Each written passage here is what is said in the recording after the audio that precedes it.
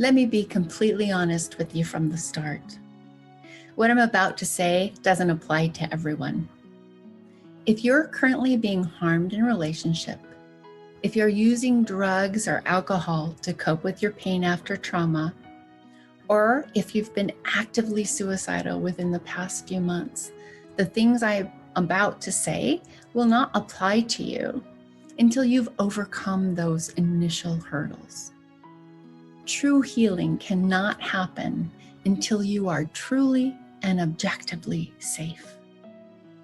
I implore you to seek safety first, from the damaging relationship, from addiction, and from the life-threatening self-harm.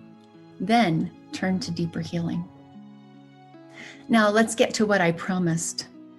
I'm about to explain to you the exact principles that you need to understand to be able to completely free yourself from the impact of trauma instead of living with it in a continuous and painful time loop. Here's the thing. You were born with a natural, automatic self-healing mechanism. Think about it. The last time you cut your finger, what did you do? Most likely not much. But your body knew what to do to heal that cut. And you really didn't have to do anything to make that happen. Your body sent special cells that helped to close up the opening in your skin. Then your body sent another special cell to fight infection. And your body maintained a protective covering for you until the skin was completely repaired. That's miraculous. And you have that same self-healing power in your mind, body, and soul. The problem is that childhood experiences have convinced you that you don't have the power to heal yourself. It's like cutting your finger and then playing in the mud without a Band-Aid. Would your finger heal? It would, but it would take longer. And you would have to do something to allow your body's self-healing system to work. You'd have to heal the infection and keep the wound clean. Once you do that, your body will take over and healing happens automatically. The same thing is true with healing the impact of trauma. Let me explain how this works in your body and in your mind to heal your trauma. You already know that physical wounds heal on their own, but what does your body do to heal your trauma wounds? First, you know about physical wounds and what to do about them because you can see them or because they cause you physical pain. In a similar way, you know about trauma wounds because of your triggers.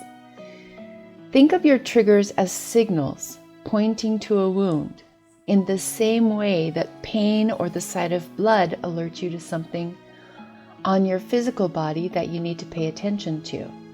But instead of physical evidence, your triggers signal you in two ways. The first is the mental perception that something that hurt you before is happening again. And the second are physical sensations that reinforce the mental perceptions happening in your brain. This communication between your brain and body actually serves to reinforce the perception of danger for you, even when you're safe.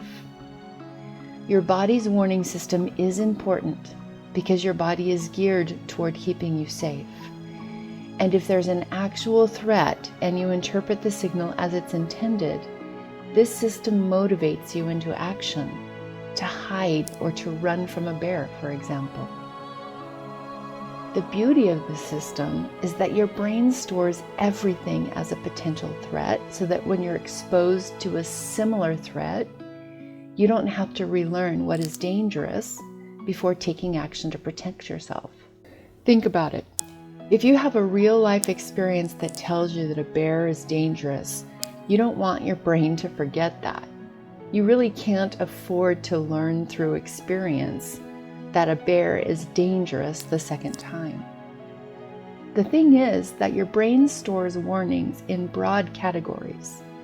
So it's not just a bear that's dangerous, but a brown bear, a black bear, and a polar bear. They're all bears and they're all dangerous. In a similar broad category, a person with anger may have been dangerous, so now all anger is dangerous for you. Let me show you how this works with a specific example. When I was 5 years old, my grandmother's Australian Shepherd attacked me. Without going into details, I'll say that I ended up with 36 stitches in my face and throat that were placed by a plastic surgeon after the ER turned me away.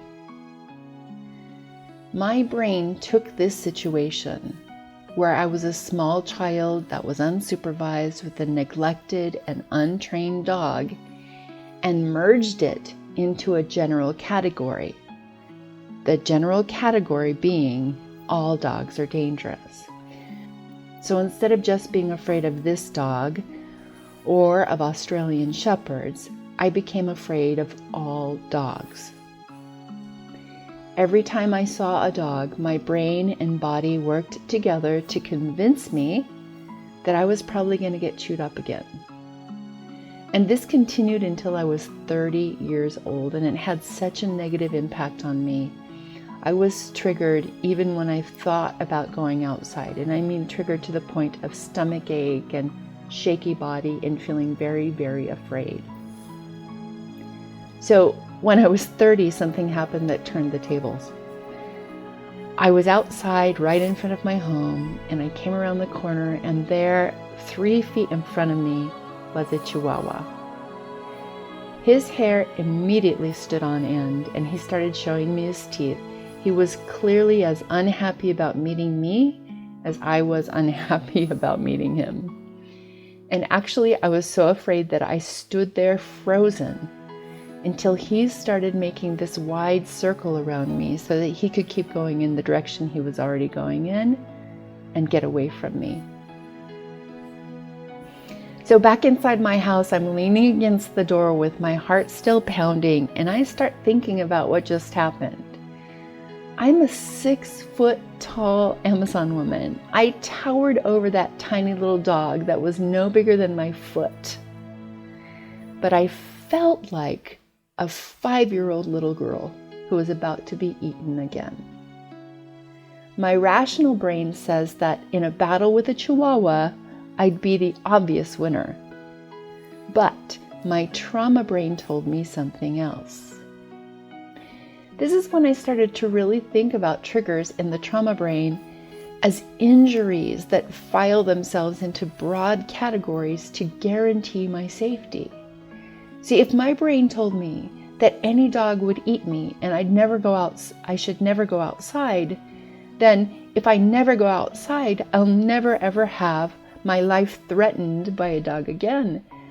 But to me, it doesn't make sense to put myself in house arrest for the rest of my life just to make sure that I never get bitten by a dog again, right? It's better to figure out what the categories that are appropriate for danger and safety in terms of how my brain interprets them.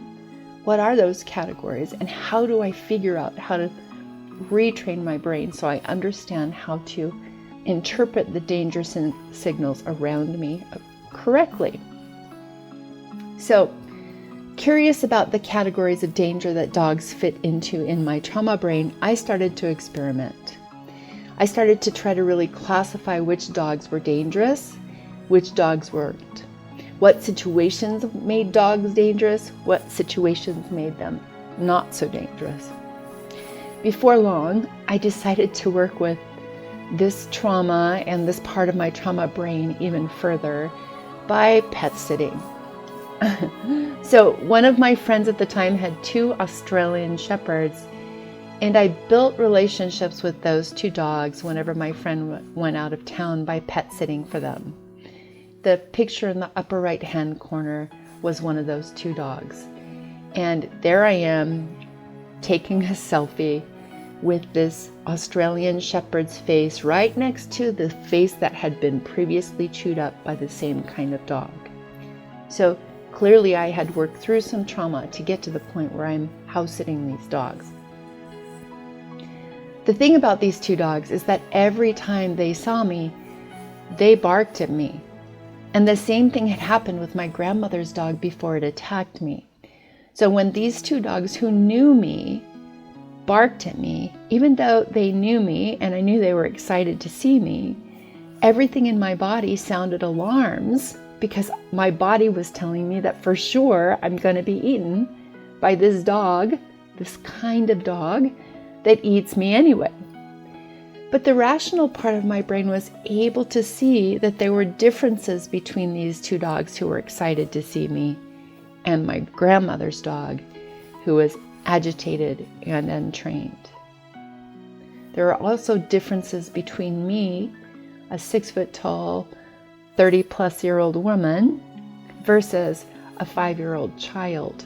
My point is that I was able to create new categories in my brain: safe dog situations and potentially dangerous dog situations. Now my brain no longer has an injury around dogs that causes alarms to go off unnecessarily. In fact, about 6 months ago, I played tug of war with a friend's dog. When I got the rope and before I was able to throw it for him, he grabbed my hand with his mouth. He bit me. He drew blood and it hurt.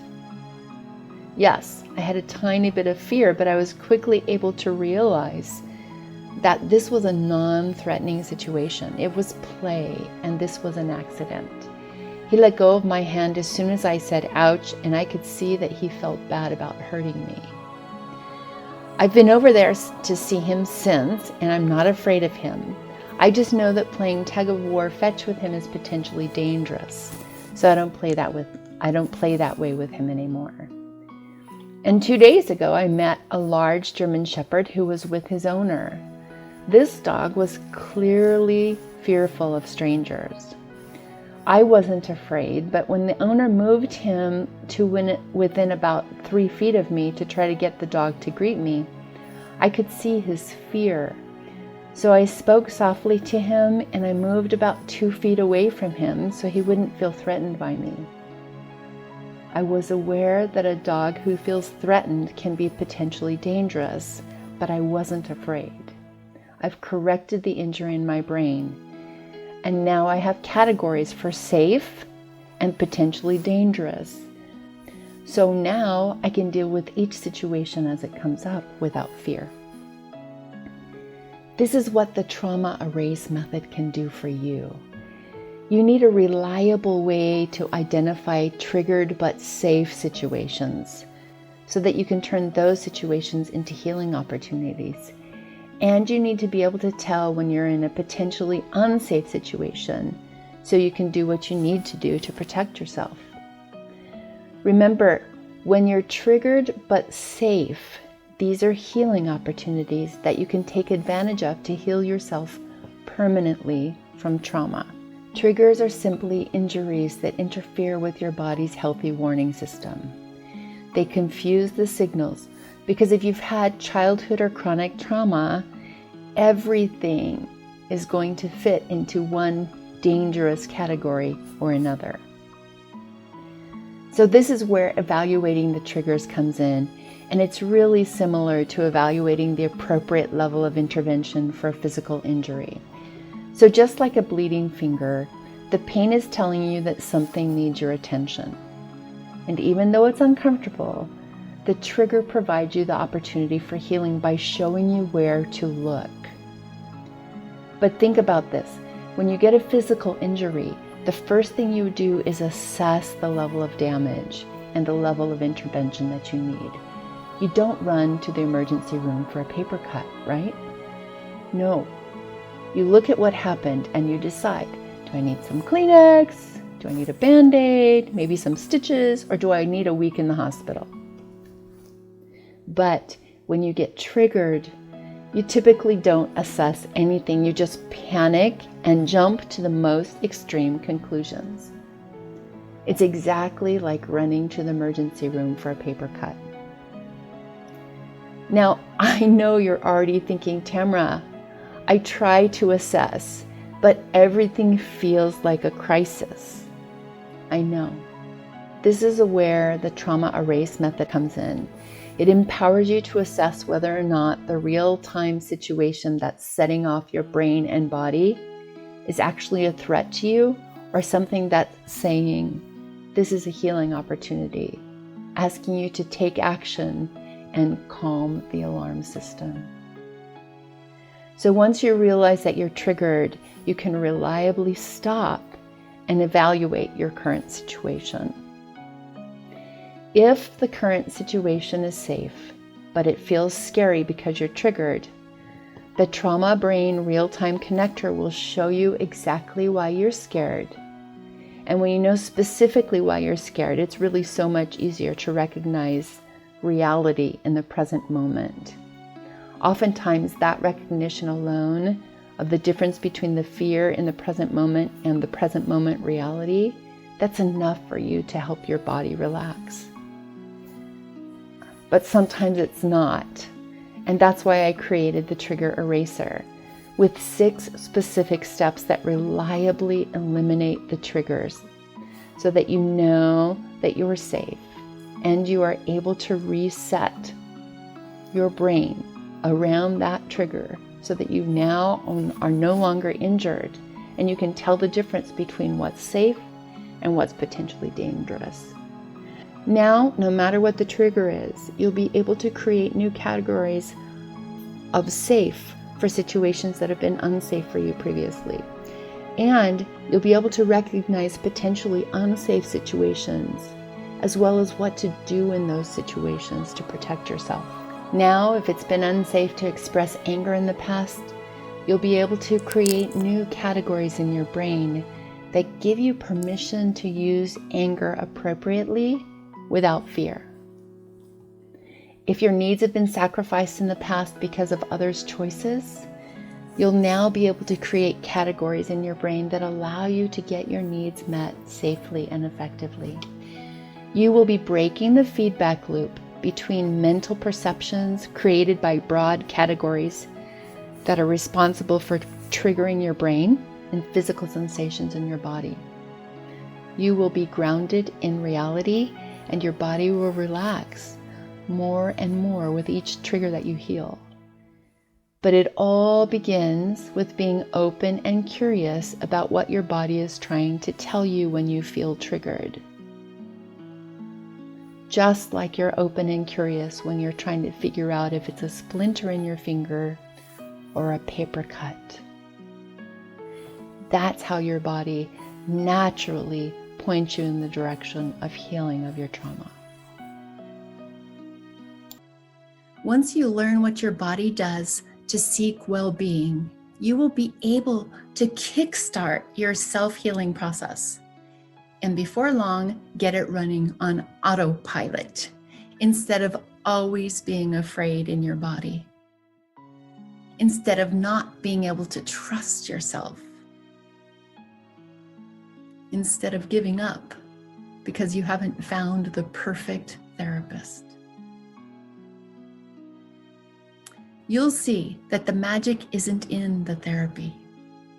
The magic is housed within your body.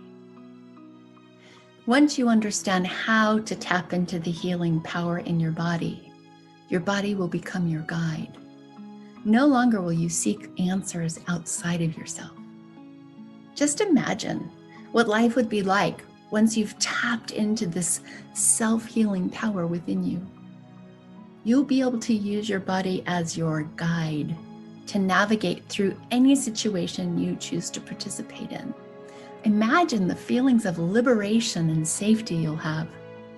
Think of how capable you'll feel when you can run a self-diagnostic to figure out how to troubleshoot and eliminate doubts, fears, and habits that have stopped you from moving forward in your life. What would you do with that? Just take a minute to imagine what life will be like for you once you know you can move forward, trusting your body to guide you toward the dreams that you thought you had to let go of a long time ago. I can't wait to hear what you can do and to celebrate that with you. Stay tuned for tomorrow for lesson number 2. Watch your email for the link to the video. We'll see you then.